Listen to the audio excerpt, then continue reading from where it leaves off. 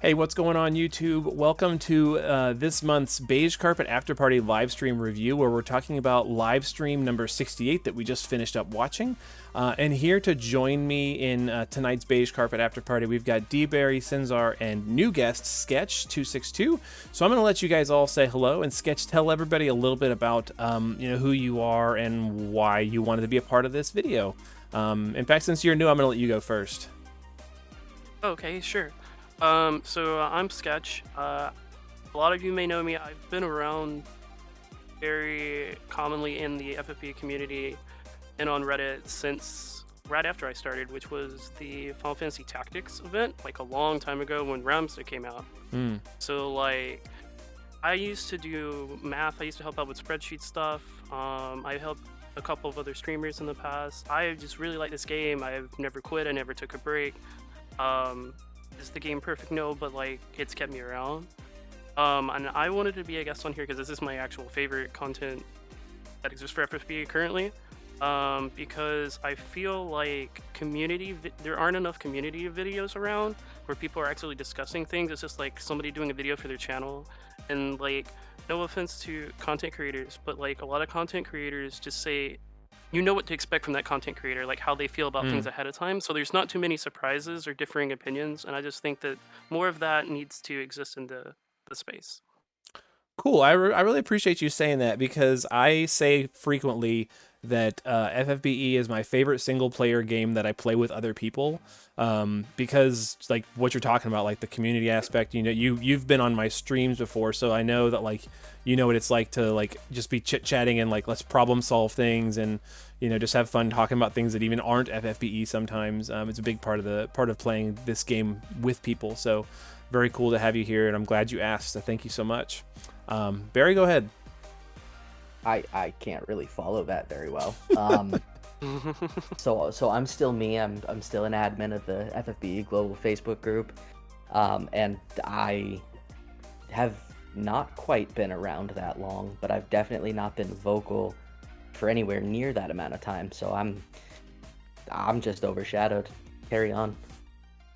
Cool deal. Glad to have you as always. And Sinzar? As if you need an introduction. I am Sinzar, and I like to complain about global exclusive leader skills. I'm gonna give you a box to stand on so that you can do that tonight. You can dive bomb my channel with that. That's fine. Oh gosh, good stuff. Good stuff. Yeah. Glad to have all of you. That's not me talking about Aang anymore. Oh, I'm sure that's gonna come up at some point. No, we definitely didn't get a bow unit this week. It's okay. Definitely didn't. Cool. So before we dive into the slides, I've of course got some questions for you guys. And you just, if you've got something to say, just pipe up. Were any of you surprised by anything that came up during tonight's live stream? Hiroki showing up with the FAN FESTA stuff. I didn't really see that coming. For sure. I was super blown away by that too. We're going to talk more about that in a little bit, but that was a huge surprise. Anyone else? The buffs Rain got kind of like blindsided me. I think Rain was already close to a must-have just from his leader skill. And him getting buffs is such a good thing to players, because a lot of players were already saving for him anyway, knowing this information. So now there's even more incentive. So there's like zero reason to feel bad about pulling for Rain. Good deal. Barry?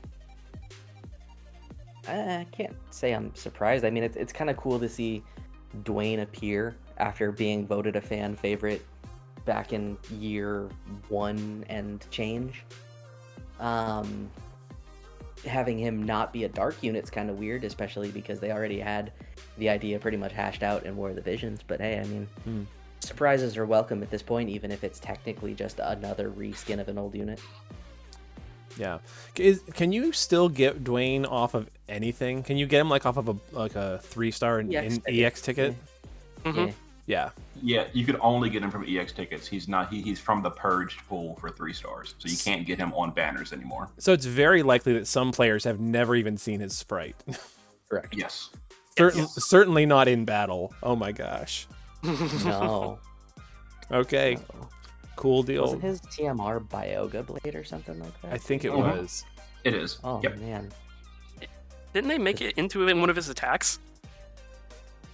Ooh, maybe. I feel like that was on the thing. Like Byoga Blade is one of his attacks, which is a really cool throwback to the 3-star unit. Oh, you the mean new one, yes. Oh yes. Yeah. Okay. Yeah. I thought you were asking about a unit I've never taken into battle before. Oh no. Oh goodness. Okay. The second question that I had for you guys, of what they shared tonight, what are you most looking forward to as a player? Probably more info on Dwayne, his data mine, but that's going to be like 2 weeks away. But I definitely can't wait to see his entire kit.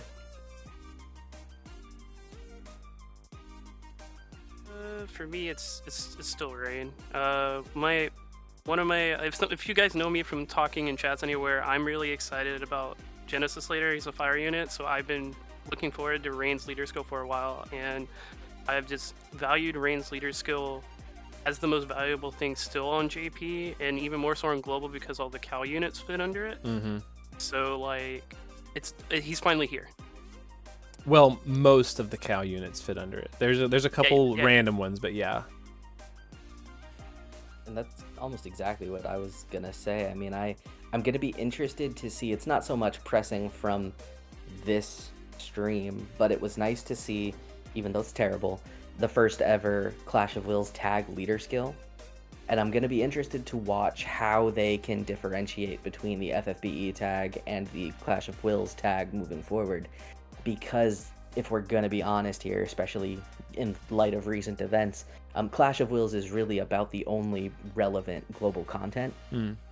So seeing what they can do to differentiate again between that Dark Visions and Clash of Wills unit pool is going to be really interesting to see, because FFBE units are just de facto the ones that are going to be Clash of Wills units. So they're going to have to create some kind of differentiation between them to make either one more appealing than the other.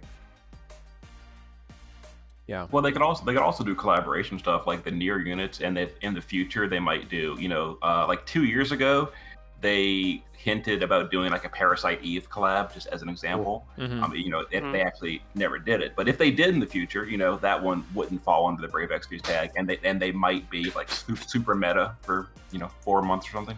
So, well, especially with 16 coming soon, you never know. So I was looking at categories and tags recently, and the near units both have something called like another world or something like that. So I think you're absolutely right that sooner or later somebody's going to have something that has leader skills for people that are not part of this game or even this universe. So that'll be awesome. Interesting thing. Premium collab another world leader skill. Yeah. Oh no. Oh joy. Get your wallet out. No. I think what I'm most looking forward to is just like events. They showed like 3 different events plus Clash of Wills to work on. One of them is and they were both like crown and upgrade fights. And in fact, they showed a lot of upgrades tonight. So I'm looking forward to that kind of stuff because I like upgrading units that I already have. Not that I don't like to get new units, but it's fun to say like, okay, finally I can put my EX3 Knights of Grand Shell to work, a little bit, maybe sometimes. It's just nice to be able to do that. And actually, speaking to that, you reminded me something else they showed on the screen that I forgot was the fire trial, the Grace of Fire or whatever they're calling it on Global. Yeah, that's actually coming. It seems to be. I think that's early because we got the Grace of Darkness directly on time. It came during this event in JP, and I think the fire trial was like 3 to 4 weeks later. I could be wrong here, but I think it was. So it feels like it's early, which I'm really glad about. I actually wish they would always bring trials as soon as possible because it's more of a challenge to beat them ahead of schedule instead of after their power creep. So I'm really happy about that. Yeah, pretty cool. I also just looked for fun, and the near units are in fact Clash of Wills tagged. Yeah. Huh. That's cool. So Dwayne will buff them. Nice. Huh. Only 300%, but still. That's better than 0%. Way better than 0%. That's awesome. That's got me thinking. last question I had for you: if you could change anything that you heard tonight, what would it be? The question and answer section. Yes, well, yes, the Q&A section. It really feels to me like they are just basically making it like an inside joke. It almost looks like they're mocking the player base with those, because they know these questions are complete nonsense, and even then they don't answer the question. So they cannot be that blind to what they're doing. It has to be intentional. I mean, I'm not saying it's Tony or Justin's fault. I'm sure someone gave them orders. Oh, yeah. They gave them a script for the stream, and they just did what they were told. But someone thinks it's funny to make fun of the players with these Q&As, and it's not funny anymore. It really isn't. No, it's not, especially considering the effective PR nightmare that Dark Visions has been. That there's really no reason to belabor the point. But if you consider the true nature of how big of an issue this all has become, to further take recourse on the complaints or concerns of the player base and ignore real questions that exist in favor of these, something I'll say again later, but these like little cupcake floaty questions that really don't matter and nobody really cares about, is troublesome at best. Yeah, I definitely tend to agree. A thing that I would want to change is I am not satisfied with the amount of buffs that we got. I've seen in the FFBE chat, a lot of people are excited for Carlet and Lauren's buffs, which should have been out by now, and where are they? Hanging out with Zyle, probably. Unfortunately. I hope not. I hope they just get the Medina treatment and at least get something sometime down the line, but I hope not Zyle treatment. And Gert, why don't you share what you would like to change? Oh my this goodness! Might as well be the time. This would be the moment. Okay, so I'm so pumped. Like, I'm so excited that they mentioned FAN FESTA. We're gonna talk about FAN FESTA in a little bit, but they also mentioned that they're talking about doing that in 2 months, which for anybody who has a job or a life or would theoretically have to spend, hundreds or even thousands of dollars to get to such an event, in 2 months' time. By the way, booking tickets and hotel rooms and whatever. Good luck, and they're talking about 2 different events in the same day for 2 different games, part of the same universe, but like, good luck. Like, that's a tall order to put together in 2 months' time. I happen to be free the weekend that they're talking about, but yeah, I don't know if I'm gonna be able to pull that one off. We'll see. I really want to try, but we'll have to see. We'll talk more about that as we get to it. All right, so let's just dive in. They talked about 3 different units tonight, so we got a lot to cover. The first one is Athena for Dark Lineage. They're actually, it's funny, I got a screenshot of her laying on the ground. That's funny. So she's got healer tag and buffer tag. I'm going to go ahead and jump to her abilities and leader skill as well, because they showed a little bit of what she's got. She's got the elemental power fire ability. So she's got healing and LB fill. She's got stat buffs and LB damage, which is pretty cool. And a leader skill, 300% to everything for fire or anniversary JP. Any of the 3 of you excited about Athena specifically? No. She's a really good unit, and I use her quite a bit in JP for a lot of content. She is basically as close to Sylvie as a JP unit will ever get, which is to say the global supports are still way better, but she is one of the best supports from JP, like, on the entire game.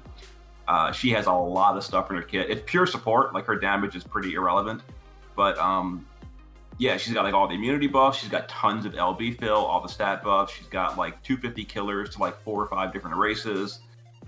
She's got perfect dispel, perfect cure. Like she's really overloaded on support now. The global units are still usually better, but she is, for a JP unit, she's definitely a good support. And she's an SLB? She is. Yeah, Okay. her SLB is just damage though. Okay. Her LB, you'll never use it for the most part. I mean, you will for like, it's kind of like giving Sylvie the Ayaka card and doing like 2% extra damage on the boss. Like you can use the SLB, but it's mostly just she's a support unit. Okay. Does it have chain frames? Triple bolting strike. Not the usable. modified ones though, right? Like real bolting strike. Yeah, I think so. I think all the units going forward, JP finally like fired their old designer, and all the units have proper frames. Starting with, I think it started with Deoxys was the first one, and then from then forward, every unit in JP has proper LB frames. We no longer have the tightest problem. So question that Sinzar may be able to answer about the unit: do her killers match what you need in the fire trial? Because I think that's super relevant if they do. Oh, okay. So the fire trial is it's human because you got Kielma, then you've got Tonto, and the final one is Omega. So human and machine. I don't think she has either by memory. I don't remember. I know she has Beast and Demon. I don't remember the others. I don't think she has those, honestly. Oh god. Oof. Human and machine, isn't that just Ihana? Both? Ihana could, yeah. Is she fire tag? Ihana is, I think, Earth support. Earth sounds right. Like But you can minor still bring her support. though, right? Yeah, you can still bring her. Yeah. Can For you give someone global, her STMR though? yeah, for global, honestly, I'd bring like Melissa instead. Can we?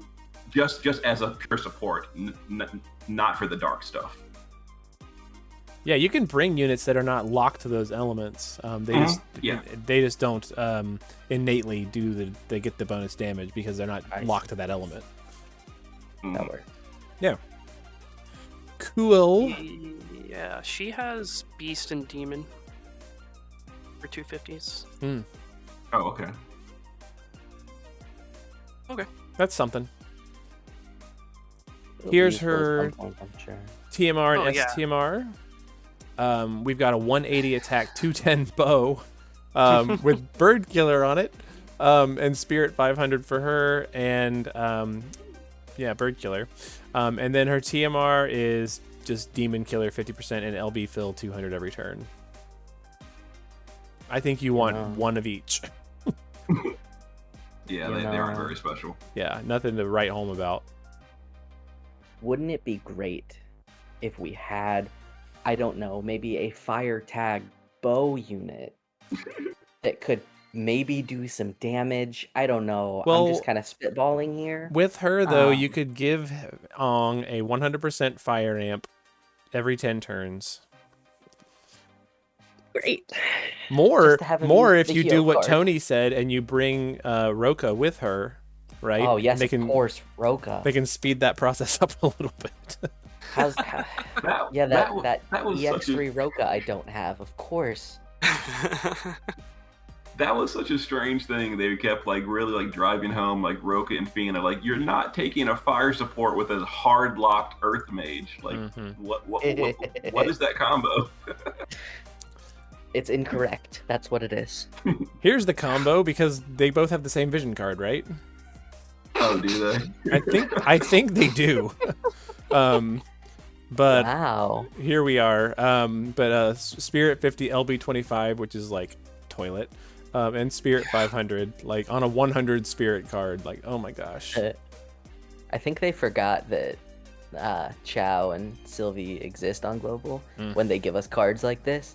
Like, at this point, that particular card is about as good to the player base as the cards that drop when you pull a Neo. Yeah. Yeah, that thing's terrible. Except, I would actually rather have this because I don't have as many inventory spots. Well, there you go. There you go. I'm not even going to belabor the point. We're just going to move on. We got too many slides. Here's the one that everybody was... I was expecting this, and I think a lot of people probably were just because of some information that's visible in some apps. Yeah, Flaring Ether Rain. It's hard. It doesn't really roll off the tongue, does it? No. has an ability that allows you to further surpass the cap for chain damage up to 800%. I was so worried they were going to take this away. Mm-hmm. And they didn't. And that's really nice. I'm glad you like that. I mean, hey, at least one unit had to make true dual wield kind of viable.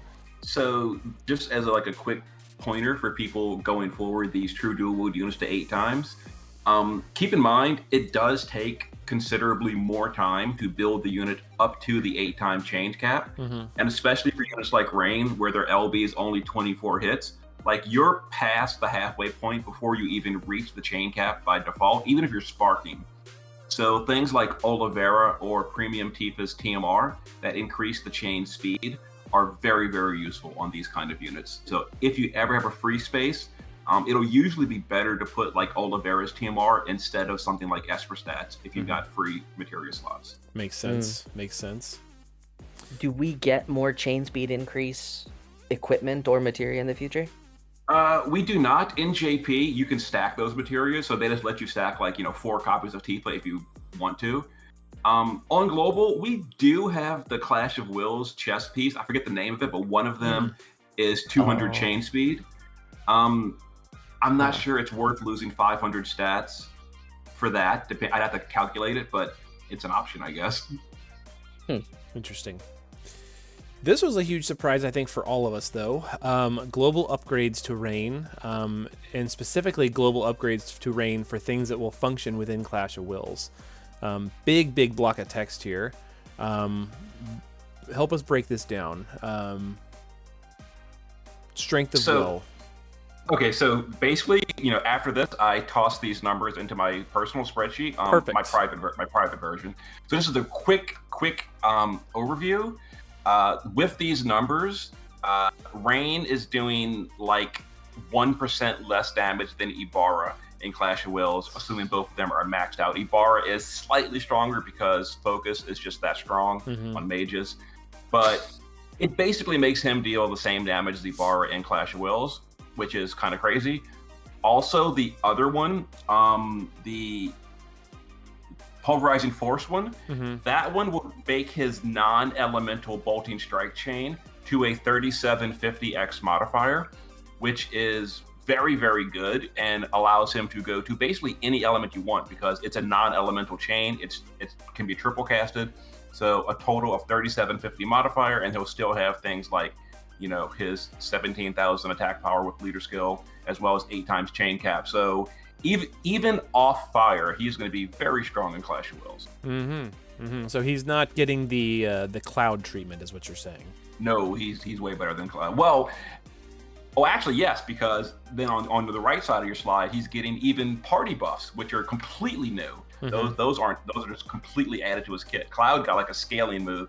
He's getting entirely new skills, which is awesome. Yeah, pretty cool. So for people who don't know, then Sinzar, is Rain more of our classic chaining unit coming back, as opposed to the LB finishers who self-cap their own LB chains? Yeah, his LB, the shifted one that matters, is triple absolute mirror of equity. That's going to be the majority of JP units going forward. But yeah, it's triple absolute mirror of equity, and then the new Clash of Wills scaling skill is bolting strike that you can triple cast, so triple bolting strike. Wow. Also, coming back. I should mention that his triple bolting strike skill is also available in the base form. So unlike someone like Deoxys, who does good damage while shifted, then stuck in the base form doing nothing for 4 turns, Rain now has something to do in Clash of Wills for those non-trance shifted turns, because he has a trance shift unit. Pretty cool. That's awesome. And this Grace of Will skill, I mean, it is one use per battle, but it looks to be a 45% amp for all elements for 3 turns. Decent. For that one, the main thing I'm happy about is the LB buff, because most of the time, most of the Clash buffers only buff it by 250, so you've got to either waste turns on Zidane's STMR or bring someone like Dark Athena. But having a good source of 300 LB buff is awesome. Yeah, and you can easily work that into a rotation. So Very cool. Very, very cool. And decent stat buffs too. I mean, we can do, there are better, but 350 is nothing to cry about. Very cool. Very cool. Big surprises. But then the thing that everybody was excited about and looking forward to that we all knew about was his leader skill. So we've got attack and magic 500%, defense and spirit 200% for fire and FFBE category units. Now that we've seen, like Deoxys versus Ibarra, how do we feel about, how do we feel about Rain's by comparison? This is really good because it covers all class units except for Nier, which is awesome. It also covers some other Brave Exvius units that, aren't quite as good. For example, like Regina, she previously got Last Well skill, which is a joke, but now she's got a proper leader skill, which can help in like Dark Visions and all that. You can bring Rain, make him the leader, make him support chain Regina for like an ice stage. That's really good. Also going forward, it'll buff up Genesis, which is a pretty big deal. Sketch will be happy about that. Because of the meteor stuff, I've talked with him before, he's going to be a really hard hitter for Dark Visions, and Rain is going to be buffing him as well. So yeah, his leader skill is really, really wide, which is great. Yeah. And since he can bring his Clash of Wills utility, like, you can not worry so much about whether or not they're just purely, if they're just fire units, you can bring them to, all kinds of fights, and it seems like it's gonna be really, really useful. Ever since we first started, talking about leader skills, this was the one that I was most excited about, just because of, fire and FFBE is such a huge category. So yeah, I'm pumped. One other unit that I know a lot of people really love that benefits from this heavily is Roberta. Roberta is such a good support and brings a lot of things to teams, and now she has a fantastic leader skill to be under. That's another thing that I was really excited about besides Genesis, was like, I love Roberta, like she's one of my favorite units of all time, and I always try to bring her to Cal when I can anyway, and here's an extra reason, like she's on element. Now that Rain gets her, Rain got the buffs, like she does kind of like overlap with Rain like a little bit, but like maybe you want the chaining, or like for the fire trials, if you want to set up, like since I was saying that like it takes a long time to actually build up the chain cap, you bring Roberta to your fire trial. Roberta can help chain for you, and then you can cap it with Rain because of how big her chain is. Yeah. And I don't know if since you like her, I don't know if you've done this, but if you set her up as a true dual wield unit and hit the cap, she actually has pretty decent stats for a unit as old as she is. She can break 11,000 attack and magic very, very easily, which, decent for compared to where she was. Yeah. I'm kind of excited to throw this leader skill and see what Ayaka does now too. Very, very cool. And then they showed the TMR and STMR. So we've got a 240, looks like one-handed attack sword. And boosts his attack by 500 and some beast killer by 100%. And then the armor, less exciting, I think, but still there. Fire and dark resistance, man killer, protector of the future. So it's just HP and attack. For someone like him, would you rather have his armor on, or would you rather let him be the person who's wearing all your Clash gear? Well, your Clash gear, if it's available. If not, he'd rather use either Roos or Nelica's chest piece, which is 150 for Brave Exvius units only. There you go. That includes him. There you go. Also, I'll mention during his event, his offhand weapon comes from the event. So that is time limited. So definitely get it during the event. You got to beat an EX fight for it. It's his other, because his STMR doesn't stack, but he gets like basically the same thing as an event weapon. So you definitely want to dual wield both of those for the 500 flash staffs. They'll each give it. Ah, that's cool. Cool. Would you not? Is he somebody that Tidus's STMR wouldn't apply to? It's the same thing as like Deoxys and all them. He has it naturally built in. Got it. So yeah, it doesn't stack. But he has it automatically. Wonderful to know. Very, very good. Here's his vision card. 170 attack and magic. Only at EX3. We know this. And then, 80% attack and magic, LB damage 100, and 500 attack and magic. But only for fire units. So this is the same as Dio's card, right? Mm-hmm. Yeah, they're pretty much They're all the same going forward. Yeah. Just swapped elements. Cool. Do either of you, and do the three of you have either Dio's or Ibarra's card? I definitely don't have both of them. I have no idea what you're talking about. I see. Okay. And yes, I use them both constantly. I think I'm 76 shards away from Ibarra's shard, so either 2 months from now or with the next 2 off banners. Nice. Nice. Yeah, I just grabbed EX2 Ibarra like either yesterday or the day before. I don't know. It was exciting. So I'm still a long ways off, but I'm looking forward to it. So cool. The nice thing about that card is it doesn't show signs of going away anytime soon. Mm-hmm. You're talking about Ibarra's?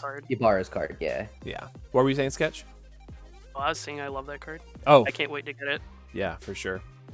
I just wish she needed it.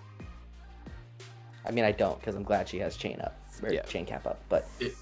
It's going to be really good on Cloud in the future. Which Cloud? The original, the very first Cloud. Got it. Mm-hmm. Yeah, he's actually one of the strongest units in the game in JP currently. With his overhaul, they made him way stronger than Premium Cloud, which is hilarious. But he has no chain cap whatsoever. Mm-hmm. None. He needs double source. So Ibarra's card would be super good on him. Excellent. Oh wow, yeah, that fixes one of his biggest issues. That makes the unit a lot better. Mm-hmm. I like that. Yeah. Excellent. Things to look forward to if you've already got an EX3 Cloud. Yay, I can finally benefit from something. Cool. And then this was a big surprise, I think, for people who, who are following the game and know what's coming is Dwayne. Dark Knight Dwayne, new Neovisions unit, and one that we've already talked about a little bit, and he's riding a Coral. I love this sprite. This is easily, at least based on what they've shown so far, one of my favorite sprites in the game. It's really cool. I definitely love it as well. Like, this sprite. Normally, I don't care that much about sprites, but I think his looks so awesome, and the way the curl is like I don't know, like vicious looking. Like, for example, Nalu does too, but Nalu's curl looks like a friendly kitty cat. This looks like a war beast kind of. I like it a lot more. It's very feral looking. It's even compared to like Eldrin's dog. Like it's really looking sinister. I love it. And it's got purple fire, which will make a lot of people happy. Yeah, it looks sweet. So they showed some abilities for him. This arcane supplementation only available in Clash of Wills. One use every 10 turns. Boosts stats by 450% for all allies, and gives you Mirage stacks, and fills morale gauge, and boosts LB damage by 350% for 3 turns. Whoa. I have mixed feelings about this, because if they're willing to do this in Clash of Wills, if you're going to break the known stat caps, what's to stop you from next month doing a 500% buff, next month doing a 700% buff, and just like JP running completely wild with leader skills up to 750%, what's to stop Global from going out of control with power creep? This is, only 50% higher, but that's like a sliding slope. And it can very, very easily just like start obsoleting your units by needing these higher and higher Clash only buffs. And I don't like that. It's like taking it in a direction I don't really like.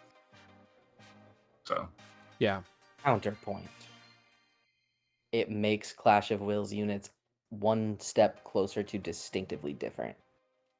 And if they do decide to keep these kinds of abilities and build them, progressively and scale them in the slippery way that you were just describing, it does at least allow a reason to keep your focus on a Clash of Wills unit. Now, if they start doing weird stuff where some have DV only or non-Clash of Wills content buffs versus Clash of Wills content buffs, then I think that gets a little tricky, and it just kind of deepens the gap between a piece of content that they've just gone out of their way to ruin versus Clash of Wills, which is still reasonably boring at this point and a bit obsolete, but at least worth doing. I don't see it as necessarily a bad thing yet, because Global has been pretty consistent with they release a good thing and then let it be a good thing for a long time, which is why we can still talk about using Sylvie almost a full year after her release with 0 additional buffs. Yeah, So that's... I see what you're saying, but you never know, because Global has treated... I don't want to say this as a blanket statement, but there have been numerous instances where Global has treated the good things that they've done very well. You were going to say, Sketch? Oh no, I thought Barry was done because the pause. My bad. Like Barry was saying, with the Sylvie, how long did Sylvie last? Or it's still lasting, right? As long as they treat this kind of effect like Sylvie, where it's just like, hey, this is our yearly. Here's the next step in supports for Cal or something like that. Like that's totally fine. But I agree with Sinzar. Like I don't want to go in like too like far out of control. But if they just treat it like Sylvie, I mean, like nobody complained about how OP Sylvie is, right? Like people are taking Sylvie outside of Cal, like all over the place, right? Like, and supports don't need the leader skills for damage. Now, Dwayne deals damage, right? But if the support's good enough, like, it's fine. And it's just in Clash of Wills, so like I'm a lot less worried about it and just treat it as like a buff Sylvie possibly. But like we don't know his kit, and like Sylvie offers so much. Like he could just have the buff, and the buffs are great, right? But like Sylvie just, I don't know. We'll see. I think it's fine though, as long as it's treated like Sylvie. Yeah. I will say I also won't complain about them giving an SLB unit one more thing to do. Yeah. As long as it fits within their rotation, because if they make it really convoluted and confusing and no space in between, then all of this is just a really cool selling point. So speaking of the SLB, we'll talk about the LB first. So it's a murderous scythe. It's a tag team attack that reduces resistance to swords and deals morale-based damage.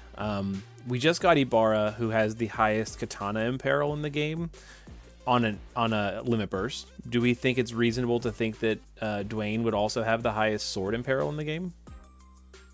Well, Rain the previous week does have 40%, so I would assume it's just going to match Rain at 40. Although,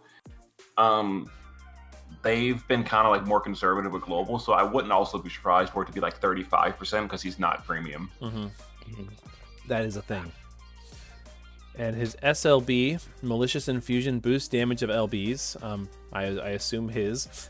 Gradually restores HP, evades physical attacks 6 times, and restores charges to certain limited use abilities for the caster. So he's refilling his something.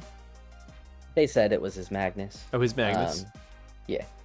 And I'm glad that they're doing that again. That's something that Global was really doing well, and then just completely abandoned ship. I just remember how excited they were when they first showed Esther being able to do that, and they were like went into a lot of detail trying to explain like how it was going to work during the stream or the video where they released that. And yeah, it's like only 2 units can do it, and it's goofy. So I'm glad we're getting it.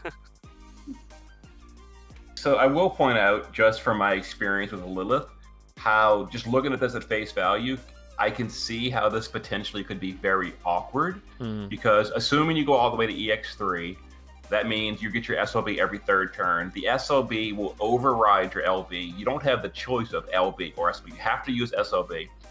The SLB doesn't deal any damage at all, so it's a non-attacking LB, and the LB is his, I would assume, is attack. This could be like just like a fluff thing, but I assume his LB is like the main damage, and so you have to refill the LB within 2 turns to use it again, or really within 1 turn to use it again, because then if you don't, the SLB is ready again.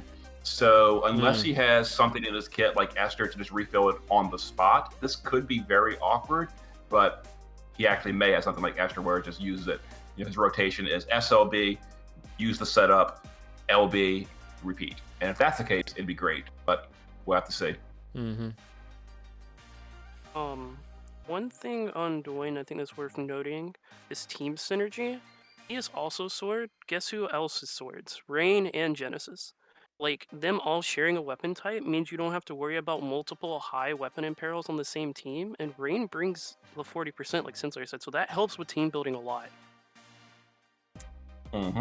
Very good to think about.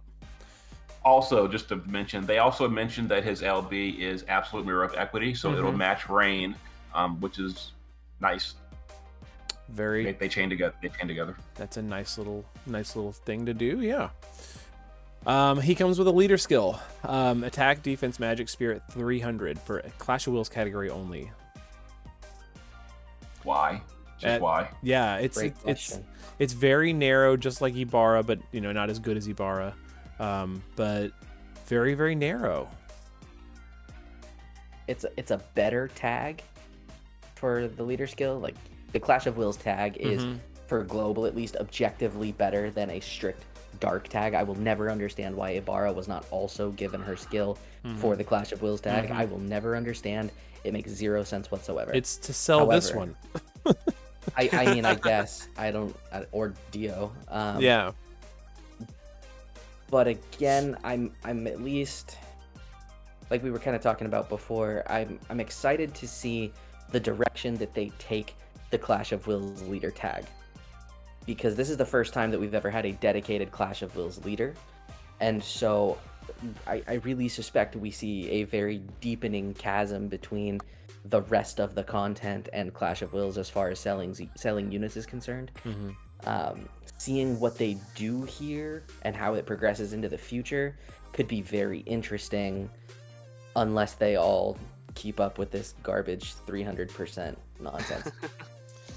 Yeah, the thing for me is the percentage. Like, it's so frustrating. So I saw some people on Discord say, oh, he's not premium, that's why it's only 300.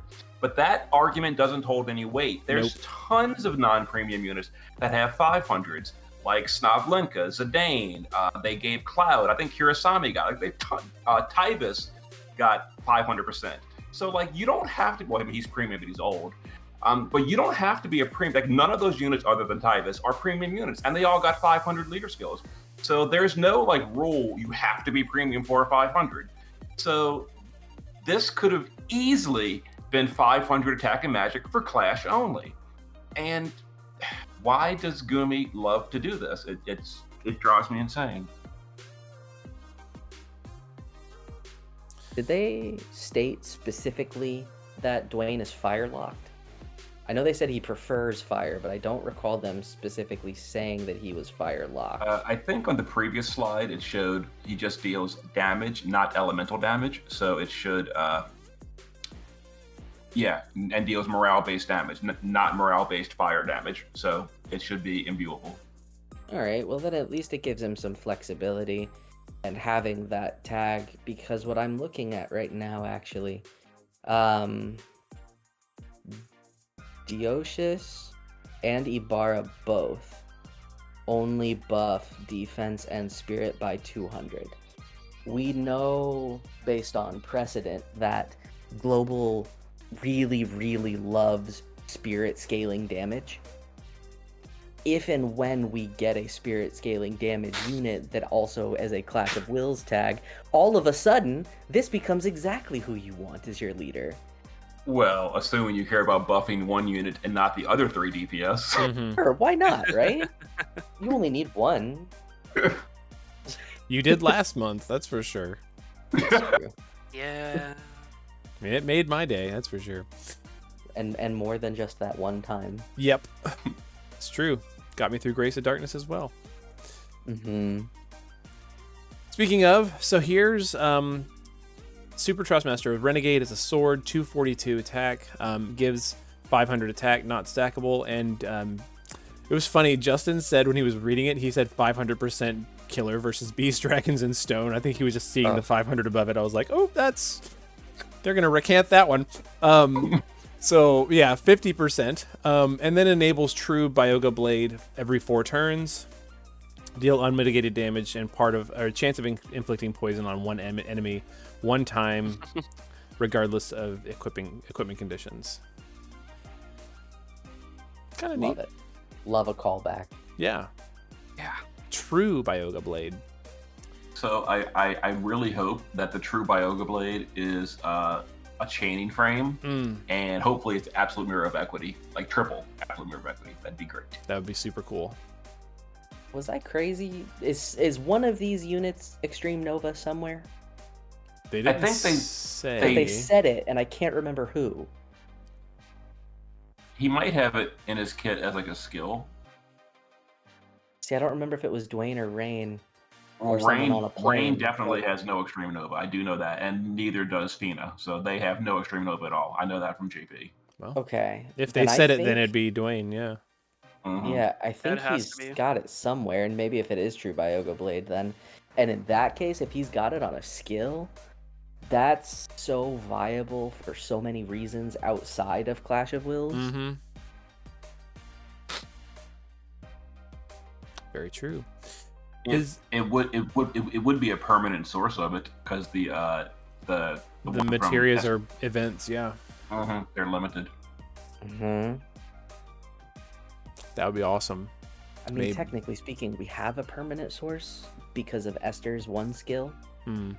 It's just a little bit of a hassle to get. And but she Mastermind Zahn, and Elena, and I'm just saying, as far as giving it to somebody. Yeah, giving it to somebody. Yeah, for sure. His TMR are Helm of Remorse, HP 1000, attack 65, defense 20 with 500 attack for him. So best for him. The Clash of Wills gear would be better. A little bit better, yeah. Yeah, but if you only get one of those, so it'd probably be better to give that to someone else and let him use his own. That's definitely the second best. Yeah. Cool. And it's a helmet. It's not an armor. It's not a shield. We like helmets. We need more helmets. He comes with a vision card. It's at level EX1N3. Attack 130, HP and attack 50%, LB damage 50%, and 100% true dual wield, and attack 500 for FFBE units. So I'm excited about this one because if you don't have the Elena vision card, well, I guess for attack it's not that hard to build it, but like this is a vision card that has true dual wield on it that's otherwise not available for people to get. You know, if the Elena card is the only source of it for people, right? On a vision card. For true dual wield, there's other sources like Sniper Fights list, but it's a bad card. You're not going to use it for that reason. Okay. For the most part, it's okay. But this is better. This is much better than that. So, so I think better than the Elena card too. Isn't hers does magic though too, right? Yeah, but it's also I think 110. Well, and killers. At least the attack on this is 130 and not 100 like Venus. Awkward. Yeah. Cool. And they showed like the full like design of like the animation and stuff, which I think was kind of cool. Just because we get to see all the different stages and why we're seeing what we're seeing, which it was nice for them to do a little bit of a dive into that. It's kind of cool. I wish they would do dives into lore instead. My goodness. Who is Dwayne? Why do we care about Dwayne? But we can talk about him giving gentle pats to the Koro on a card, which I love, don't get me wrong, but if you're going to give us all of this behind the scenes stuff, save the energy and give me scenes stuff. But there was actually a little bit of lore about Dwayne if you go into his encyclopedia in game. It's kind of cool. Like he was a knight. I think it was for like the Grand Shout Knight. I forget, but he wanted to improve his like ability, so he went and trained and did like the darkness training and came back a lot stronger. But because he was like tainted by darkness, they kicked him out of the knighthood. It's kind of interesting. That would have been a fun event to play, wouldn't it? Seems like that would have been a good story event. Or even like just a secret precursor. Who knows? Maybe. Or and I just hope we get to know the coral's name. You know, we need to know its name. That's for sure. I'm calling it Biscuits until otherwise noted. Noted. Thank you for that. Biscuits it is. Anytime. Cool. So outside of that's the 3 units that they showed like the just the majority of stuff on, but they did show us some upgrades and stuff coming for other units. Knights of Grandshelt is getting a 150 amp and some new abilities to unlock their ultimate potential, and damage is being increased for a lot of their abilities as well. So from JP, does this make Knights of Grandshelt usable? Yeah, it's basically the same like power tier as Dark Reign, and while Dark Reign had more of a benefit just because he was like first and the Dark team was like the only team, Knights of Grandshelt will either go off element onto a fire team with Reign, or in the future he'll be one of the best options for a dedicated holy team with Squall. Although we have the near units on global, and I think they will still out damage Knights of Grandshelt if you have both the near units. So maybe he won't get a slot there, but he's basically the same level of as Dark Reign. So good, close to the meta, but not quite as good as the most modern day units. Cool. Is that still the case, since wasn't Dark Reign buffed in global anyway? Well, they changed his STMR to stack in global, and they made it better. So the dual wield build on global is slightly better, although based on my calculations, the double hand build generally will still be superior anyway. And in that case, it's the same as JP if you're going double hand. They're also giving us his leader skill. Right on time. Now, okay, so why did they delay this 3 weeks?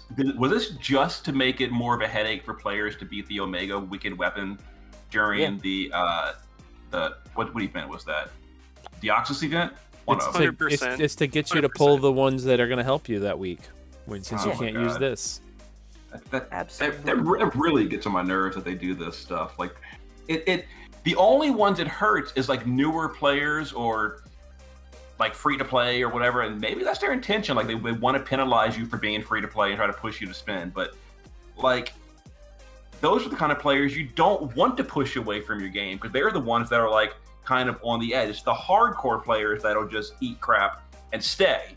So that they won't care. Yeah. I mean, they will, but they're not going to leave over it. Newer players will absolutely get frustrated and pissed off and leave the game because of these minor inconveniences. And that's the ones that get hurt by them making it worse by delaying this for 3 weeks and making that fight. Like, I don't understand their logic. Someone can enlighten me, great, but I don't get why they do this. Well, I know of at least one player who in the past 3 weeks was basically quitting the game and trying to give their account away because, like, to them it was just worthless. If I can't beat this event, I can't get Dark Reign's ability, I can't play the game the way I want to play it, I'm just going to quit because of stuff like that. And it's a shame. I was going to bring exactly that person up. I mean, and it was a whole big show too. It was. And it's these crown events aren't going to get easier, and they're not going to get less team and gear dependent. And so everything that Global is doing to take away from a player's ability to complete even just menial events that are limited and really affect your ability to actually use units that we currently have, they're going to see a pretty steep drop off in accessibility, which is just not good for the game, again, in light of the PR nightmare that they have created. So on the JP version, Sinzar, do these events like rerun like anywhere? So in JP, we're way overdue for this if Global was going to do it. So JP created a new Vortex tab, and I'm not sure the localized name, but basically the Vortex of Memories. I don't know, I'm making up a name.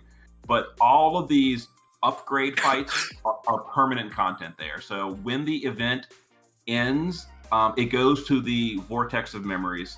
And now it's not freely accessible. To run an out-of-date event, you need to use a key, and the keys are limited. They give you a bunch of them, so they're not like a rare limited, but it is technically a limited resource that you get a bunch of.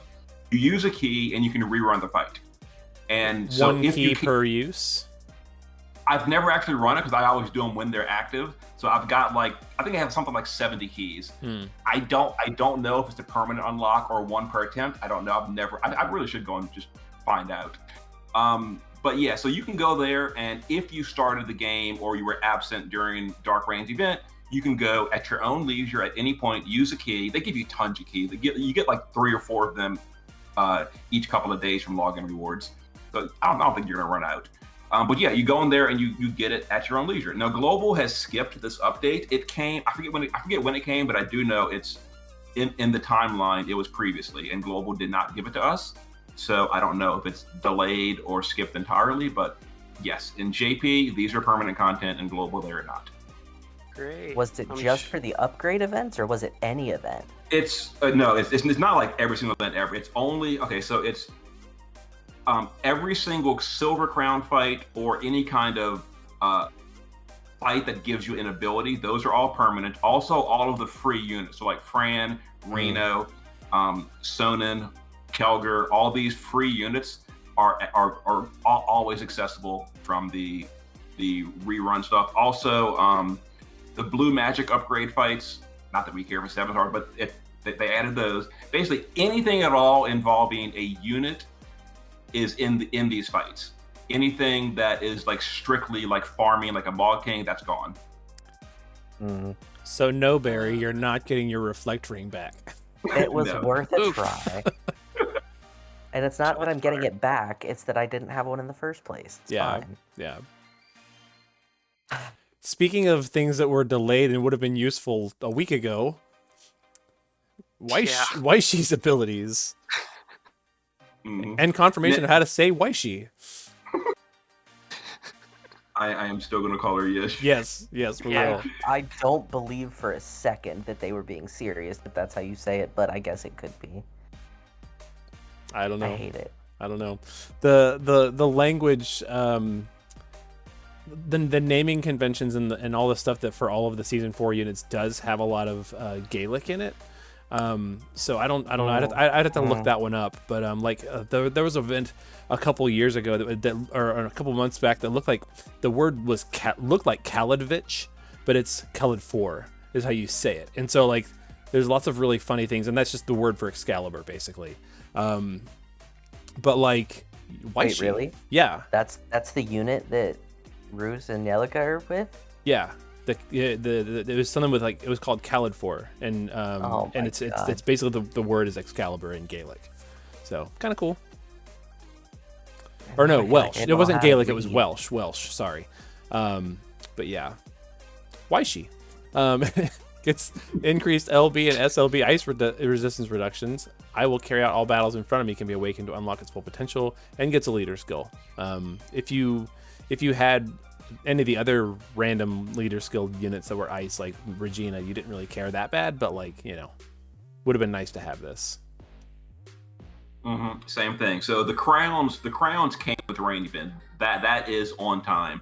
But she was supposed to get that leader skill during the last event for the Bay Ashura crown fight. That was a lot easier on Global. That one, you know, we had good ice units, but still, it would have been nice for her to be available for players to have a leader skill during that event. For sure. But we are getting these. So we're getting Guardian Blade Charlotte, Soul Neovision, Corral, Rain Neovision, Runda, and Tybus and Waishi. All 100% buffs. I'll say the same thing now that I said in the Discord. I can finally set my Soul as my leader unit in my arena team, and now we can be happy. Good stuff. I'm excited for all the videos with people running Runda as their leader for their team. Such a big damage increase. But only for fire category units. Notice he's the only one. Well, I guess Tybus and Yish don't either. But yeah, only fire category units. Perfect. Yeah. Why is Runda a fire category unit? Because he goes with Tybus. For the units that don't have like any kind of actual element in their kit, like they're completely non-elemental, they usually just like pick one randomly. Although for him, you know, it does kind of make sense because of the Tybus thing. So like, it's just fire supremacy. You know who's also on your fire? Abigail. Very cool. Who's not getting a leader skill? Why don't they give any leader skills to old Global units? Like, that's annoying too. I don't think Abigail counts as old at this point. Well, just previously existing leaders for global. Yeah. That would be nice. Well, no, because then they can't reskin it and release it as a brand new unit. Hmm. I mean, they could at least do it for the premiums. They could have get past her leader skill. Like, premium's good enough to warrant a leader skill, right? I would think so. I'm surprised she didn't get crowns for Easter. Well, it doesn't like upgrading units. True. True. Anyways, we have some events coming out. We've got Conquering the Omega Core this is just like farming, right? Yeah, it's just a Maw King. Yep. And Dark Lineage Chapter 4, where we get the Vision card. Which is actually, I mean, I know the stats on it aren't that great, but it actually does give LB damage. So for a free card, it's better than other free cards we've had. Still worse than Power Cut. Well, yeah. Have you guys been in... Sinzar, have you done Dark Lineage yet? I know you were saying that you were going to wait until it was all available. Have you done it yet? Well, I've gone through and cleared all the stages. I just skipped all the cutscenes because those you can view at any time, for free. Yeah. So once on this Thursday, I'll go and I'll watch them in order, and I can watch them from start to finish all at the same time instead of having to wait, week or 2 weeks between each scene. Yeah. I'll say that the first week, all of the scenes were very, very long and like in depth. Yeah, like it had a lot to go through. The subsequent weeks have been much more manageable to watch in a timely fashion. So it's been fun. I've been enjoying it.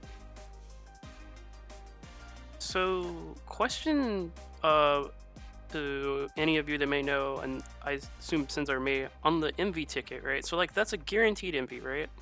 Is that what I understood? Okay, so there's a special, assuming it's the same as JP. Global may change, but probably not. So it's a special shop. There's Season 4 units only are in the shop. It's only their fragments. Yeah. And by memory, you get 10 tickets, and you can exchange them for 10 fragments per ticket, up to a max of 50 per unit. So, like Tybus, Ihana, Yish, Cal, Leftia, Avi, and Tulian, I think, are the selection. So you can get up to 50 fragments for 2 of them with these tickets, by memory. It's been like 6 months. No Ihana or Van Harma? Yeah, those 2. Yeah, Ihana, Van Harma, they're in there as well. Yeah, I think there's like 8 units. I swore in the stream that they said there were like 2 type of tickets, and like one of them. Yeah, there's like you get one of them at random, maybe. There's one. So the one on the left says Neo Vision on it, and then the other. This is the fragment emblem for sure. Yeah. So sometimes in JP they do have these free. Like JP gets a lot of free pulls. I do kind of remember. They do this a bunch. Like, for example, for the Secret of Mana, they gave you a free guaranteed Neo of Mana. They've done it for Season 4 in the past. It may have been for this as well. I kind of forget. They kind of all just blend together.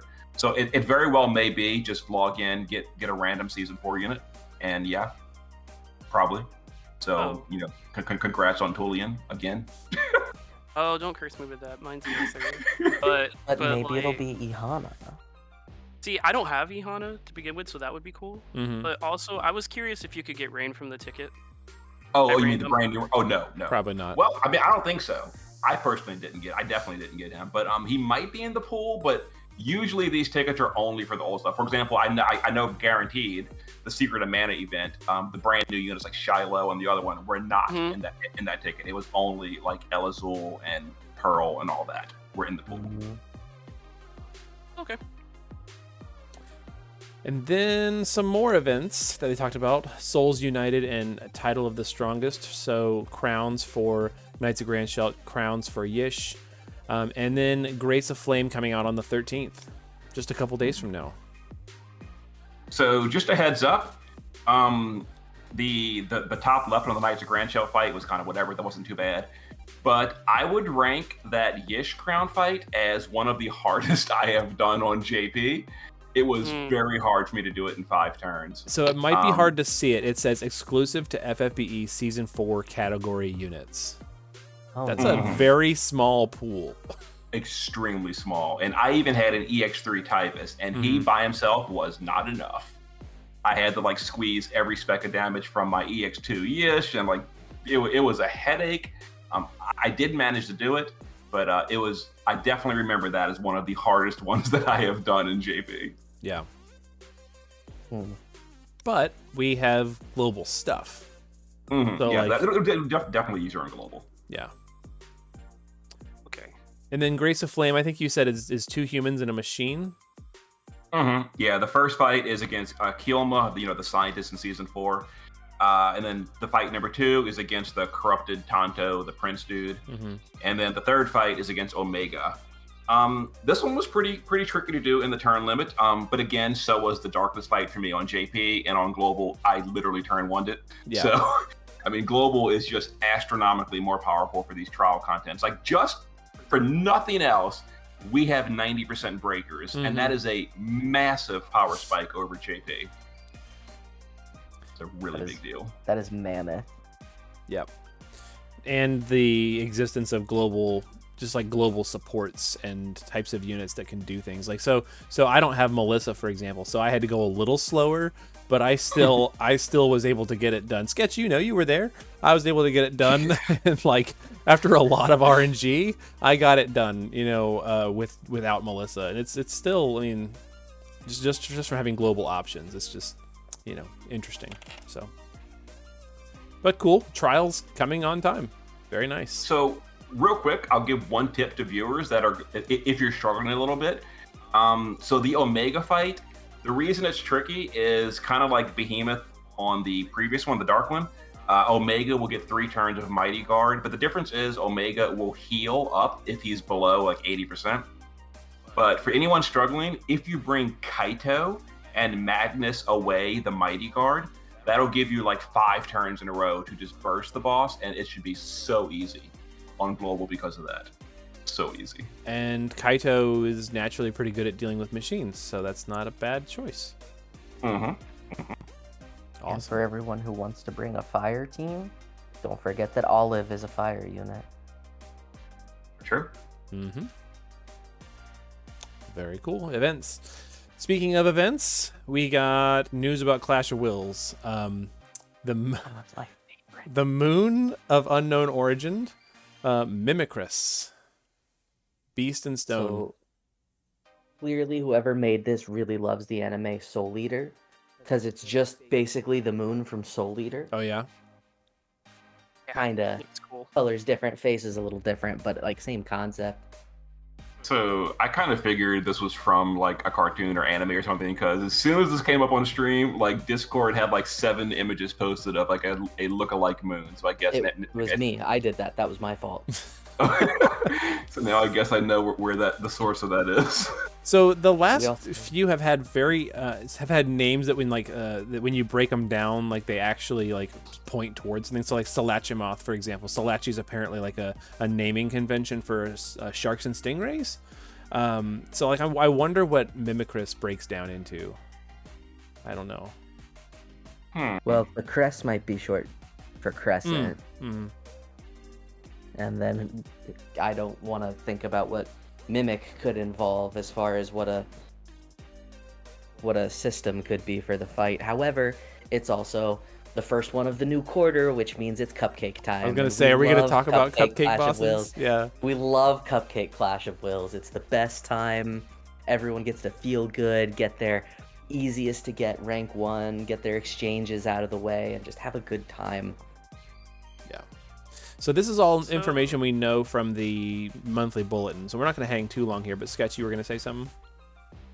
So, you say it's going to be a cupcake boss. Do you think that the like lowered physical damage or lowered magical damage like options on the Clash of Wills now might change that in some way? Do you think it's enough? Because I know there were some people that were having issues getting rank 1 after having their damage lowered. Well, because the new unit is physical typed, it's definitely not going to penalize physical, but it very well may have a magic penalty. So if you like hung everything on Ibarra last month, that could potentially be a problem. The tuning's probably not going to be that hard based on first boss of the season, but depending on your account strength, and if you went like all in for Ibarra and don't have enough for Dwayne, it could be, but can't really say for sure. Also worth noting, as we'll come to in just a moment, that Kaito is one of the exchange units this quarter, which, if in the event of it is a magic penalty fight, then just having him around as a more universal breaker will help almost every team composition pretty substantively. He's a good unit. Yeah. He's very useful for a lot of stuff. Yeah, he's been about a year at this point too, hasn't he? Yeah, he was shortly after because He was after the anniversary. he was no, he was before anniversary. No, he was April of last year. Yeah, I I think think- it was Oh just wow, so before he's a anniversary. year old. I think Wow. so. Yeah, because I remember I didn't have enough Lapis to pull for Fravia, and then I had my issue with I don't like to pull premiums, so I didn't pull Esther. But then the next one I did, I pulled Kaito. So I think that was April. So it uses dark and non-elemental physical and magical attacks, deals fractional HP, buffs himself and grants Mirage to itself. Number of attacks increases over time, and it counters if you don't deal fire or dark. So Sinzar, we just talked about this, that like lightning was missing from the monthly bulletin when on this part, and here it is missing again. So it seems like it wasn't a typo. So I guess they just don't want you to use lightning. Yeah, which is like the obvious choice for this is Sylvia as a support because she's got Stone Killer. Now I guess you could argue now at this point Melissa, because she's got Beast Killer and Dark stuff, right? Yeah, so I mean, yeah, they really don't want you to use lightning. It's a shame. They're Sounds like another Melissa Abigail stack. They want you to bring strong fire units and abilities that deal increased damage against beasts or stones, such as the new Rain and new Dwayne. They made that joke several times, Rain and Dwayne. So yeah. Any other thoughts about this? Like you mentioned Sinzar the last time we talked about wondering how many Mirage stacks it gets. Like, it's definitely not saying it's going to get 30, but Yeah, so that's when I wasn't sure if the new unit was going to be a mage and they were going to try to push the mage. But because Dwayne is physical, I'm kind of doubting that it's going to be like an anti-physical fight. So it'll probably just be a couple stacks, maybe 2 or 3, maybe. hopefully. Yeah. 30 would be a bit much. Speaking of getting all your rewards and getting some stuff, so Barry, you mentioned Kaito. They've also got Bahimi, Kresnik, and Napi, and more. I personally don't need Kaito or Kresnik or Napi, but I'm a little short on a Bahimi, and I'm wondering what else and more is. I'm a little Hopefully. surprised they didn't show the materials. Yeah. Hopefully someone that I need, because these 4 I do not. Agreed.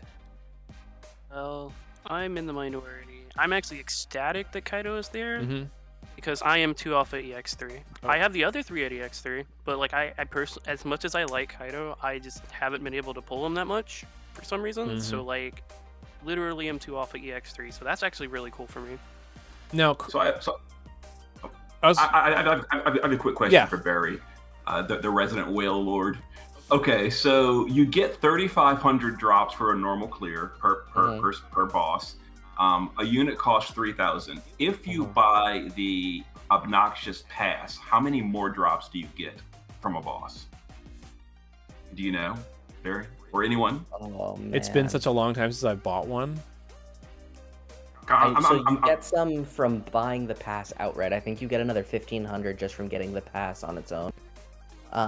Which, as it is it's pretty substantial. As an early injection, it's enough. If you rank 1, you can get at least 1 copy of both materias and some of the tickets straight away on your very first rank 1. I venture to say I usually end up with, oh god, it's between 45. I think it might be 4,500. Okay, Is what sticks in my head is the total amount that you get. So it's probably an extra 1,000 or so.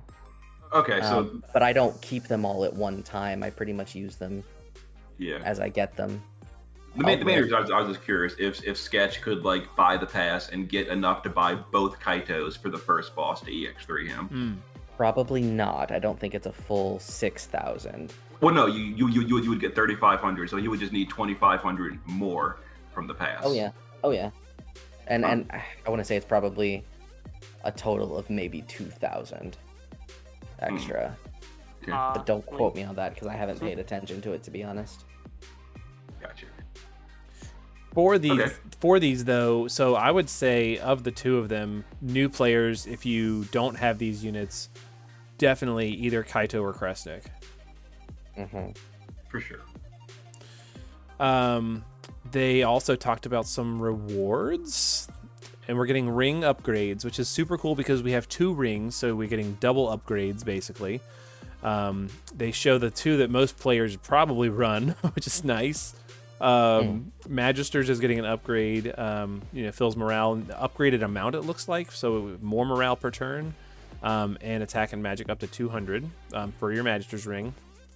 And then the Emperor's ring is the bonus is going up to 300, and just better stats all around. Seems a little out of balance. Like, so you're getting from 0 to 200 for the upgrading the Magisters, and you keep the chain cap, whereas the Emperor's is going from 200 to 300 and nothing else. That seems not as good. Like, I feel like the Emperor should definitely be more than 100 higher. Or at least another passive or something. Yeah. That said, then they would realistically need to almost immediately go back and upgrade the light armor. Because the light armor is still only 300. And I doubt they want to make an accessory at the same level openly. Because you get 2 of them. Yeah. Anybody else think it's weird that we just didn't get another piece of equipment? Like, I've been wanting a hat for a really long time. I was kind of hoping that since we were on a new cycle that we would get a hat. Or heavy armor. Both would be great at this point. A shield. A shield would be very interesting. I would like one. Cool. They also showed the upgraded Explorer's Celestite ring. This is giving you just 100 attack and magic, but also gives you 100% dragons, insects, and plant killer. A lot of killer. It is a lot of killer. Still not sure I'd make it, but it's a lot of killer. Yeah, I don't know. Well, when the third boss this Clash of Wills is a plant insect, Venus flytrap, summer plant of unknown origin garbage, then we're going to come back to this conversation and talk about how many of them we're making. Yep. 2. Exactly 2. Exactly 2. Cool. So, but I think most players probably just want to stick on these 2, just like we always have. So, yeah. For sure. They talked a little bit about some login bonuses that we're getting for Dark Lineage Part 2, 1,500 Lapis. A marvelous 345 and NV ticket times 1, a mystery crystal, and a guaranteed 5-star NV times 1, and more. We're going to be getting that over the next couple of weeks. And then from there, they dove into Sinzar's Grief. Would my favorite part of the live stream. Notice there's a typo too where it says would, there's no L. Would it be possible to give NV 10+1 tickets instead of 3 and 4-star tickets? The amount of NVs is very large and there's no use for lower rarity units. We understand why that suggestion's been raised, as the tickets have a chance to summon higher rarity units hold more value than 3 and 4-star summon tickets. Given that the opportunities to use lower rarity units have been fewer, aka none, NV guaranteed would be difficult, but the team will at least consider it, such as updating event rewards to replace some of the current summon tickets with tickets that will have no chance to summon lower rarity units, which basically would be like 5-star tickets, right? Which, in my opinion, is even it's worse. worse. Like, because 5 stars is more of a headache to deal with after you summon them. And if you want a 5-star unit, you go use one of your 300 unit of choice tickets. And you just... What do you mean? The UOCs are still a premium reward. So are Omniprisms. Yeah. Are you over 100 yet, Sinzar? You mean am I over 200? I get like 2 or 3 a day from raids. Yeah. I run all my raid orbs. Yeah. So I get massive amounts of Omni Prism at this point. I remember the first time we got one, and I was like, I'm gonna hold on to this for some premium collab unit that it's gonna come from some that I'm never gonna have to worry about pulling an extra copy of. And like now I'm just like, sure, I'll Omni Prism a gal. I think I used my first on Deus Ex. Yes, I think I did too, actually. On my Victor. Sounds right. Good. Man, this sounds question about right. though, like, It's the worst question that I've ever seen, because there's so many systems in this game that are broken, including the unit pools, and yet we're concerned about 3 and 4 star tickets, which I promise no one ever actually asked. I can't actually wrap my head around this being a real question when the arena summons exist, the arena panels exist, the friend point summons exist, the almost 200 Neovisions units at this point exist.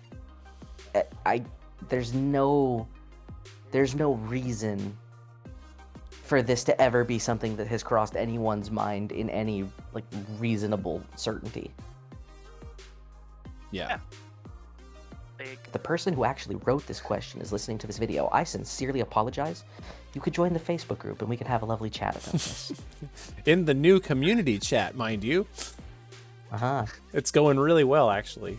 Yeah, I just feel like this question is just such a, they could have picked so many better choices to actually talk about something. Now, thankfully, they did at the end come back and say, hey, we've got a bonus, and they didn't make a slide for it, but it was like, are you going to get Kunshira's STMR upgraded? And they said yes later.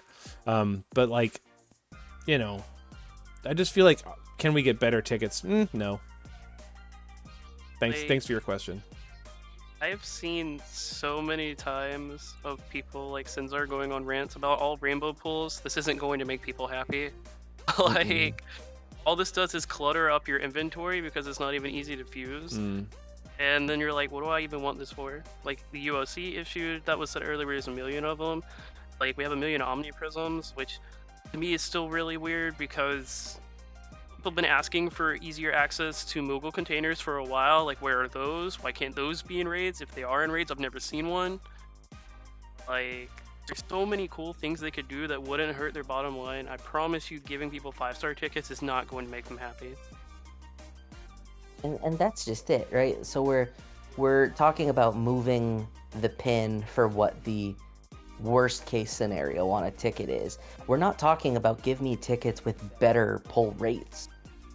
We're talking about, hey, rather than possibly getting, a 3-star unit with a killer that's useful, like Gaha with Dragon Killer, we're talking about, hey, can we make it so that I still only have a 2% chance at pulling a Neovision and a 98% chance of garbage? Because that's still the exact same question. Just moving the pin to what the bottom-most unit tier is doesn't give you more of a chance at pulling a Neo. It just gives you more of a chance that now you still have a unit that you don't care about because it's the exact same percentage. Pretty much. It's why you hear those horror stories of people going in on tickets. I did 80 tickets and didn't get a Neo. The rate doesn't change. It's not like there's a pity in the background that just builds up and is just like, hey, I did 30 tickets, where's my Neo? It's like, oh, cool, you got one. You should get one on, like, these are just averages. They don't have to happen. And if On the final day of Ybarra's banner, I know people saw like my video where I got her in 1 ticket. On the final day, I figured I'd get closer to EX3. I went 120 tickets with 1 Neo, and it was off banner. Was it even a good off banner? Onion Knight. Oh, Neo Onion Knight. Oh my gosh. Ooh, No, Oh so no. my favorite. Hey, he can And that's- reduce accuracy. that's kind of the reason I didn't upload that video, because it was just like 40 minutes of me descending into further and further salt, and I didn't upload it. It was an unhappy video. That was my Lilith pulls. I pulled Lilith with tickets, and it was just endless, Yeah. And Sinzar, you just said exactly the problem. If we're gonna ask a real question about tickets, it's can I get a multi-summon ticket button? Oh, that'd be wonderful. Yes. Because all of a sudden 40 minutes turns into like 15 minutes of salt, and then your food is at least still edible. Didn't the Chinese server have that? Yes, it did. Mm-hmm. They also had the ability to turn off animations for the crystals. Mm-hmm. Yeah. Well, it's not even necessarily that the animations were turned off, as far as I remember on the Chinese version. It's that underneath it, it just told you what it was. Mm-hmm. So you knew if you were going to have extraneous breaks because you already knew what they were. Yeah, let's get those. That would be. But nope. Those would be nice things to get. We just get Melissa's Sprite. Hey, we could get the other ones. That'd be kind of cool. We'll see. It's true. Speaking of things we get, so I went back and grabbed a screenshot of this because I was not paying attention when it happened, but I heard it and I immediately came over. And they're talking about FAN FESTA in LA in 2023, and so they did throw the date out. They said, I went back and listened to it to confirm, it was like the 25th of June, which is, I think that's a Sunday actually. Kind of interesting. And that's also like basically less than 2 months from now, like I said earlier. Barry, one of the first things I think I saw you say was, I can't go, I'm running a business. Like, tell me about why that matters to you. Like, I feasibly, realistically speaking, I would love to be at this. There's people that I want to see. There's like just the experience of it all would be great. But the thing that, lets me do any of those things is infinitely more prevalent than giving me 2 months to plan a trip across the country for a weekend, especially if it actually is on a Sunday. Like, there's no way. Trying to deal with leave LA on a Sunday, deal with the jet lag of coming back and then being in the office on Monday morning. The logistics of that are an absolute nightmare. Yeah, it is a Sunday, and then so you throw 2 months of planning on top of it, Mhm. almost to the day. The fact that they could throw an event 2 months in advance now that they're telling us, in another country, in a city where there's admittedly an office, but they've been planning this for longer than they've been willing to tell us about it. Mhm. Mm-hmm. And the fact that they've chosen not to say a single thing about it until just over 2 months prior, this event is going to be just minute. Except for people who live within earshot of it. Yep. Like, I like Sinzar's idea of, hey, LA means like Louisiana, right? We're gonna have the Sinzar meetup for FAN Fest in Louisiana. I can make that one. Barry can probably make that one. That's like driving distance, like a lot. Like, it's actually more reasonable for us, but like, there's no way. Like, So have any of you actually been to one of the FAN Festas in the past? No, Yes. they've always been way too far away. So I was just curious, like, are the FAN Festas usually like super packed and overloaded, or are they kind of, not crowded? Because like, maybe like they wanted to cut down on the crowd. I don't know. I've never been to one either, but I don't know. So like, this is something I can talk on. I went to the one where they gave out a Warrior Fravia. Mm-hmm. Okay. It was packed 2018 out of it. one, right? Yeah, it was packed out of its mind. Oh, okay. So maybe they were trying to avoid that, I guess. There were people flying from other countries to come in the event. Like, there were so many people I met that were like, hey, I'm from Germany. Like, what? Like, yeah, me and my wife vacation to come to we both play FFBE. We both went to the FFBE FAN Fest. I was just like, what? Like, people were going nuts. Like, they were like taking weeks off. Like, I had people tell me like, yeah, I just took a week off from my job. This is my vacation for a year. Like, it is a big deal. They have had a lot of events, and they turn people away on the last day because on the it was a 2-day thing. The first day they had like a couple of tickets left, and then like it disappeared very quickly, and people were getting turned away because they didn't know about it. I wish they would have like actually advertised for it better, but like they know they can get numbers in. Like, there were people going crazy for all the different events, like even the events like like the games they play on the stream that a lot of people don't like. There were people doing like in person. People were wanting to do those kind of events like with the staff and stuff like that. Like, people were just happy to be there. That's pretty cool. Yeah. I think it'd be super cool to go. I'm personally going to be looking at my schedule and looking at what their requirements are, because I think they talked about registering for the event, and they did mention that it's, there's FFBE one day or FFBE going on, and then War of the Visions going on, like not simultaneously, but there are 2 events for the different games. I just don't know if I can swing it on such short notice, so we'll have to see. Would either of the, I mean, Barry, I know you said you got to work, but like you other guys, like, would you be up for trying to go? Los Angeles, that's pretty far. Yeah. For me. Yeah. Probably not. Like, if it was local, I would drive and hang out. But like flying cross country, probably not. Honestly, not for me at least. Mm-hmm. I mean, it's worth noting for me, I also have a wedding to be at, just personally. I have a wedding to be at like a week after that, and then I'm in Chicago 3 weeks after that. And so it's just not, there's a lot of personal things that would keep me from this. Mm-hmm. But I still could have, I still realistically could plan this logistically with more than 2 months notice. I am inclined to agree. What about you, Sketch? That's pretty much my issue. So like, if I had known, like, I don't know, February maybe, like I probably could have planned it, and then like been like, hey, I have some other friends locally that play, like, hey, do you guys want to like just go as a group or something like that? Like, that would be cool and fun. But like 2 months is just not realistic. Plus, prices are going to be very expensive with it being in the middle of summer. You're going to one of the most popular cities in the US. Tickets are going to be ridiculous. California is already expensive to go to in general. So like, it's just not overly, like, it's not reasonable to me with the 2 month like notice, because I already have plans that month, like, to go somewhere else. As much as I would love to go and meet and hang out with everybody, it's just not reasonable. Yeah. We will have to see. Which sucks, because I would love to be here. Yeah. We Yeah. have to see. But the last thing that they brought up was that, this is like the gifts that we're getting just for participating in the stream today. 500 lapis, tickets with 4 and 5 stars on them. Ascension pearls and energy and more gold keys. So yeah, cool. Chat gifts. Yeah, there it is. Yeah.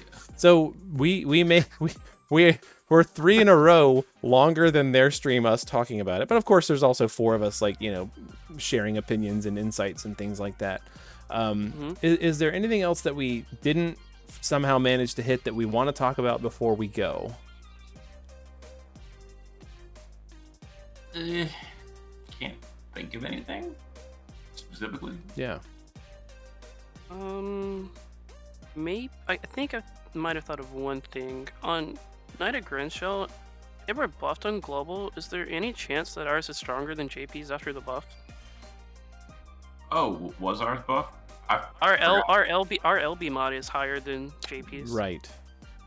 Oh, then that's a good question, because their mod did go up in JP, so I guess it depends if global is going to just equalize it, or...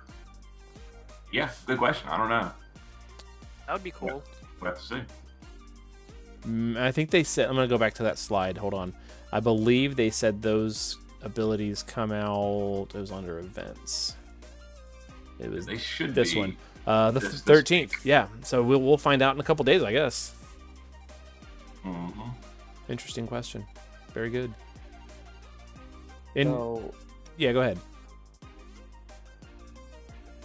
I think this was one of the better streams, just as a general thing. Decent amount of information, stuff that people didn't expect. Like, there was a lot of good here. I hope that the global development team understands that there has to be more of this if this game is actually going to subsist. Because anybody who's in the Discord as of now has seen that there is a growing number of people dwindling as far as how much they play, what they're contributing to it in both time and resources. And a lot of people are just outright jumping ship because, you know, games like Opera Omnia give you the same worlds, the same characters that we all love, more of them, in fact, because there's more of an emphasis on existing Final Fantasy characters as opposed to, you know, exclusive for the game characters that we don't ever get to learn anything about. And then on top of it, the pull structure is arguably better. Like, we could go on for a while. So Global really needs to take this as a learning opportunity to see what really needs to happen for this game to continue being what it has been, because it really is diminishing in a lot of capacities. I see it on the Facebook group as far as engagement is concerned. You know, we used to have, back in 2019, we used to have no fewer than 75 posts pending every single day that we needed to parse through. The moderating team was massive at the time. Like, we needed people in every single time zone almost in order to be able to navigate it, so that when we all woke up in the morning in America, there wasn't an 80 post backlog to go through. And now I wake up in the morning and I see 10 maybe. And our mod team is down to effectively 4 of us that actually play the game consistently. And it's just, I'm watching the community really suffer because of what really comes across as apathy. And so I'm hoping that the Global team figures out either how to get this game back to a place where people are excited about it again, or is willing to just kind of let it fade. But this nebulous in-between place where we are right now is exhausting, and it's really hard to keep up with. I think that's very fair commentary, and I think I've been having a lot of conversations with a lot of creator folks lately, and coming to find out that a lot of them are also just feeling burnout on like what they do, and you know, just kind of doing bare minimum login stuff just because like of all the negativity and drama that surrounded the last few weeks.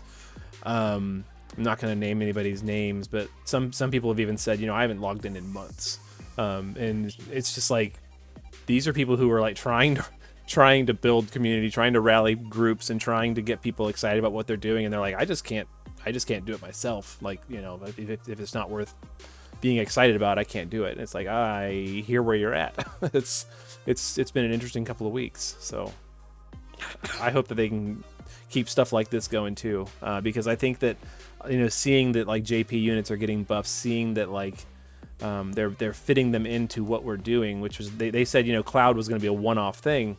Finding out that Rain's getting some stuff too is I think a nice thing for people. It might make the decision between do I pull for Rain or Dwayne hard, but you know, I think both options seem fairly decent right now. I don't know. Agreed. Let's see the numbers, of course. And what the game needs isn't just more units. We get a new unit every week. We will have exactly the same number of units that we're going to have at the rate that we're going at. We need reasons to pull for the units, and content that isn't bogged down by people cheating and then getting rewarded for it, and less of this like rinse and repeat crap that we've had and have been dealing with for 6 years now. I mean, there has to be more. And if there's not going to be more, they just need to tell us that there's not going to be more, so that nobody has any sense of FOMO and can happily walk away from it. And I know that's not necessarily good for business, because stringing people along and dangling the carrot is what's going to get people to spend money. I understand that. However, like, appreciate the people who helped you get to this point enough to say, hey, we're going to ride this exactly the way that it is. We're going to pump all of our resources into War of the Visions, because that's already what it seems like we're doing. And FFBE is not going to be anywhere near what it was in year 2. Speaking of... And at that point, you just appreciate it for what it is. Yeah. speaking of FOMO, that's something that is notably absent from the stream. In fact, the last stream too, they didn't show any premium cards like in advance of like what was coming in the next couple of weeks. Like, and that happened with the last one with Ibarra's too. Like Ibarra ended up having a Vision card attached to her Step Up banner, and like we didn't find out about it until Tuesday when we got the news release. That was also missing from this one, so it makes me kind of wonder like if they're going to do the same thing with Rain, if they're going to do the same thing with Dwayne, you know, tacking on a card that, you know, people who like to collect them all are going to want to do. To be honest, though, most of them haven't really been FOMO. I don't feel like. I think the last one that seemed like a big unique deal was like the Ayaka card because of the chaining of the high modifier. But most of them are pretty. I feel safely skippable. Like the Ibarra's card, if I didn't get that, like I don't think I'd miss it. I haven't used it a single time. As far as the actual card effect. You mean the one with Ibarra's picture on it? The one with dark rain on it. No, the dark. Oh, one. World Ender, yeah, okay. World, yeah, like World Ender. Like that, and then the one we had for the current banner with like the beast, like they're so specialized. Like I feel like they're not doing the good cards anymore. We need things like Dazzling Demoness or Cool Smile, Ayaka's card. Like these were literally unique effects that you couldn't get elsewhere, and that's why the cards were so FOMO. Which, depending on who you ask, might be a bad thing. Some people will say. But it gave the cards value though, and like I have no regrets pulling for like the Cool Smile card. It was on my rank 1 Dark Visions team this month, or max score, whatever.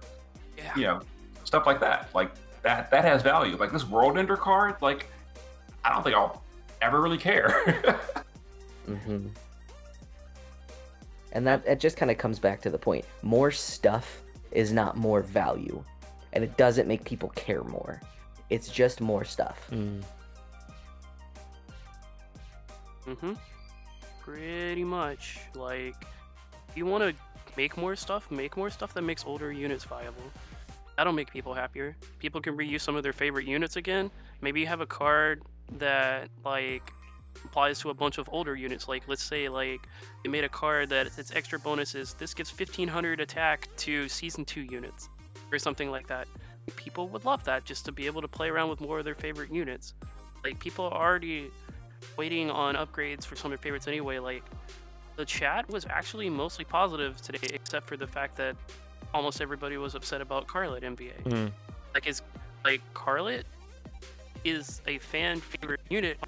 Like, people love that. When she came out, people were super happy, and they used her for a while. Like, she's also one of my favorite units. She's probably like my third favorite unit from FFBE. Like, I am really excited for that as well. And like, besides that, people were really happy. Make more, like, don't skip the upgrades.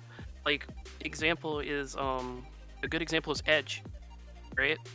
Like, if we had gotten Edge's upgrades, he would have saw a ton of use, because he was if we got them on time, he was a really good breaker for that period of time. Like, it's just stuff like that. Don't skip stuff like that. Like, I understand it's a little extra trouble for your team, but like, make people be able to play with older stuff that they want to use. Like, this goes for global exclusive stuff too. Like, we talked earlier about where the global exclusive leader skills, right? Like, maybe you don't want to give them all one, but like, Esther's premium, what's the excuse for not giving her like a 150% or 200% decal, right? Like, you're just made at 300%, so she's not top of the line anyway. But like 200% Clash of Wills leader skill, some people would love that, right? You can't pull for every unit, right? And obviously you replace it later when you get something better. But it's just easy stuff like that. It's just a good hands of faith for your player base. Very well said. Very well said. Well, we've been talking for almost now an hour and 45 minutes, so I want to thank you guys for your patience and your time as we got through this really quickly, and all your insight and opinions on things as well. It's always a really fun time to sit and chat with people who care about the game, at least enough to log in and play every day and have an opinion about it, outside of just like, is this unit good, is this piece of equipment good, which is that's an exhausting conversation to have, because it's like, well, yeah, it's good under the right circumstances sometimes, so appreciate all you guys do for the game and for our conversations too. So that's it. We're gonna go, and obviously news will come out on Tuesday. We'll talk a little bit more. We're gonna get ready for upcoming stuff with preppers like we usually do. Until then, everybody who's been sticking around this long, thanks for sticking around and watching, and we'll see you in the next video. Have a good night, everybody. Later. See ya. Take care, guys.